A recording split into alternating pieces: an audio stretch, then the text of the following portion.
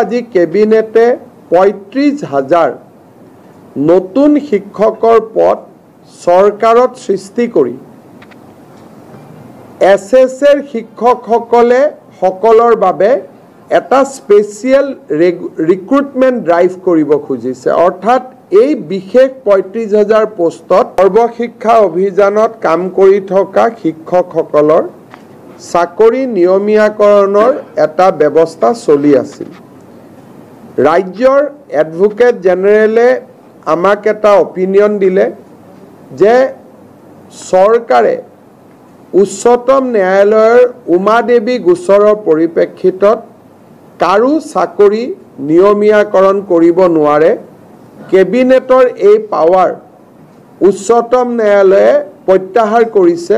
তাৰ পৰিপ্ৰেক্ষিতত আমি কাৰো চাকৰি নিয়মীয়াকৰণ কৰিব নোৱাৰোঁ। কিন্তু সৰ্বশিক্ষা অভিযানত কাম কৰি থকা শিক্ষকসকলক যাতে আমি সকাহ দিব পাৰোঁ, তাৰ বাবে আজি কেবিনেটে ৩৫,০০০ নতুন শিক্ষকৰ পদ চৰকাৰত সৃষ্টি কৰি এছএছৰ শিক্ষকসকলে সকলৰ বাবে এটা স্পেচিয়েল ৰিক্ৰুটমেণ্ট ড্ৰাইভ কৰিব খুজিছে। অৰ্থাৎ এই বিশেষ ৩৫,০০০ পোষ্টত অকল এছএছত কাম কৰি থকা শিক্ষকসকলেহে আবেদন কৰিব পাৰিব আৰু বাকী নিয়মীয়া যিবিলাক পোষ্ট তাত ফ্ৰেছ কেণ্ডিডেটবিলাকে আবেদন কৰিব পাৰিব। এই ৩৫,০০০ শিক্ষকে এছএছৰ পৰা আহি চৰকাৰত সোমোৱাৰ লগে লগে সৰ্বশিক্ষা অভিযানত ৩৫,০০০ পোষ্ট বিলুপ্তি হ'ব। অৰ্থাৎ সৰ্বশিক্ষা অভিযানৰ ৩৫,০০০ শিক্ষকে স্পেচিয়েল ৰিক্ৰুটমেণ্টৰ বাবে চৰকাৰত আবেদন কৰিব।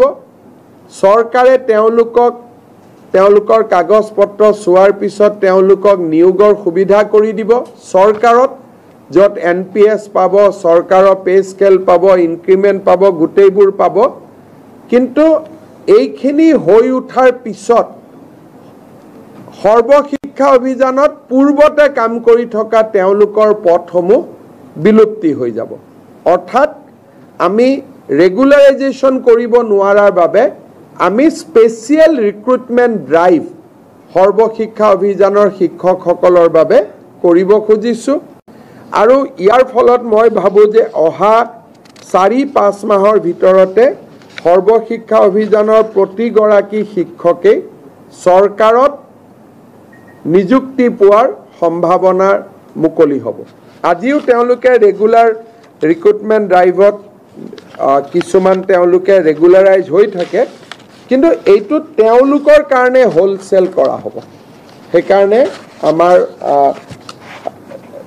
৩৫,০০০ শিক্ষকে চৰকাৰত সোমাবলৈ এটা সুবিধা পাব।